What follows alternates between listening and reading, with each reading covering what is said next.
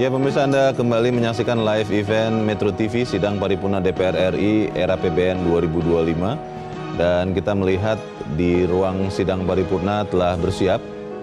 Ini adalah peserta yang ada di atas balkon dan juga di ruang sidang paripurna.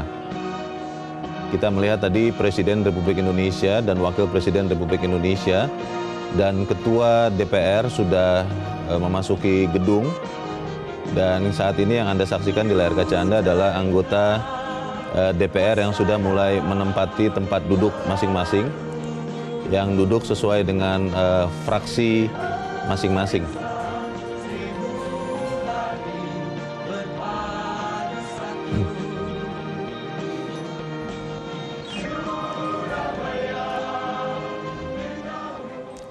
Dan pemirsa, bersama kami telah hadir di studio Metro TV ekonom dari Fakultas Ekonomi dan Bisnis Universitas Indonesia, Teguh Dartanto.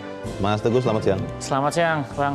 Sehat-sehat, Mas? Alhamdulillah baik. Kita kembali bertemu untuk kesekian kalinya. Tapi untuk tahun ini, Mas Teguh, menjadi momentum penting. Karena rancangan anggaran budgetnya, state budget ini dilakukan oleh pemerintahan Joko Widodo yang akan dilaksanakan oleh pemerintahan Prabowo Subianto mulai 20 Oktober nanti. Anda melihat akan ada sesuatu yang bisa menjadi kendala kah? Atau memang karena sudah diakomodir di dalam era APBN 2025 dikatakan oleh Menteri Keuangan Sri Mulyani, maka harusnya tidak akan ada masalah? Ya, menurut saya sih ini yang transisi memang biasanya ada sedikit gejolak, tetapi saya rasa transisi dari sektor fiskal ini menurut saya relatif smooth ya, karena pemerintahan yang sekarang di bawah Pak Jokowi dan Kementerian Keuangan relatif mau mengakomodasi berbagai janji politik yang disampaikan oleh Presiden terpilih Pak Prabowo. Walaupun memang tidak semua janji-janji itu bisa terrealisasi di tahun depan semuanya, karena saya juga merasa kalau memang semua janji itu harus dilaksanakan tahun depan, saya rasa keuangan kita, ruang fiskal kita tidak cukup gitu. Dan saya rasa akomodasi sebagian dari program-program presiden terpilih itu menurut saya adalah jalan tengah lah. Artinya presiden terpilih nanti yang sudah akan mulai Oktober 2020 itu bisa relatif smooth dalam menjalankan berbagai program-program yang ada. Menurut saya ya membaca berita dan membaca perbincangan selama ini terlihat bahwa Pak Jokowi dengan Kementerian Keuangannya ini berusaha menjembatani sehingga transisi ini terjadi lebih smooth dan juga berbagai janji itu bisa direalisasikan. Jangan sampai ini nggak disupport gitu loh, sehingga jangan sampai program-program yang telah dijanjikan itu nggak terakomodasi. Kalau ini bisa bahaya ke depan kan. Trust dari masyarakat kan juga bisa jadi turun gitu. Karena itu janji politik ya. Janji politik yang harus dipenuhi. Harus dipenuhi. Walaupun mengikuti kondisi yang ada. Bicara kondisi yang ada, Mas Teguh, banyak orang mengatakan ruang fiskal pemerintah itu amat sangat terbatas untuk tahun depan.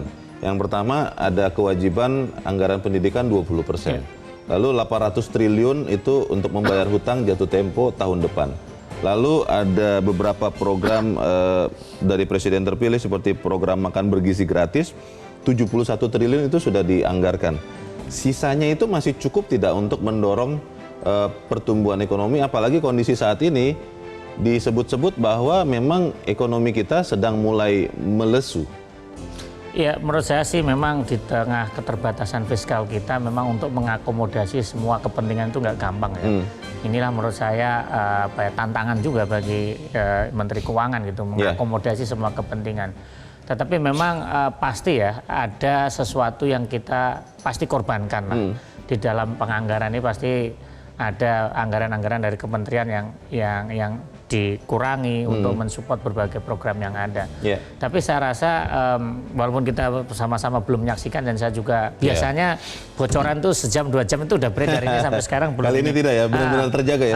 Tetapi saya rasa sih menurut saya kita masih bisa berjalan lah. Tetapi mungkin juga itu tadi berbagai program yang ada seperti makan siang gratis ini kan anggarannya sudah dialokasikan, tetapi desainnya nanti kita juga banyak bertanya gitu, bagaimana implementasinya. Nah, terkait dengan perekonomian yang dalam tanda kutip ya, kuartal kedua ini sedikit turun dari kuartal 1. Ini walaupun juga masih positif? Masih positif, masih 5,05%. Tapi menurut saya biasanya di kuartal kedua ini kondisinya jauh lebih tinggi gitu dibandingkan kuartal 1. Tetapi ini kan ada sedikit lah mulai tanda-tanda lesu itu terlihat gitu. Dan yang kedua PMI yang indikator tentang industri manufaktur itu juga di bawah 50% gitu. Jadinya memang terasa bahwa kondisi perekonomian kita ini baik dalam satu sisi kalau kita melihat positif 5% itu saja, tapi di satu sisi juga ada alarm loh, harus hati-hati sehingga jaga-jaga bahwa jangan sampai ini turun lagi gitu.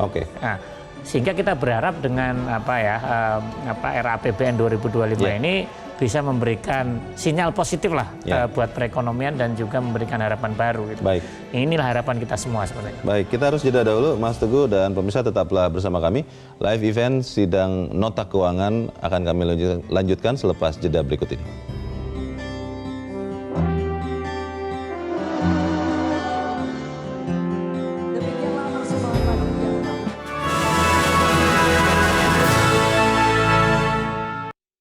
Jelajahi cara baru mendapatkan informasi. Download Metro TV Extend sekarang.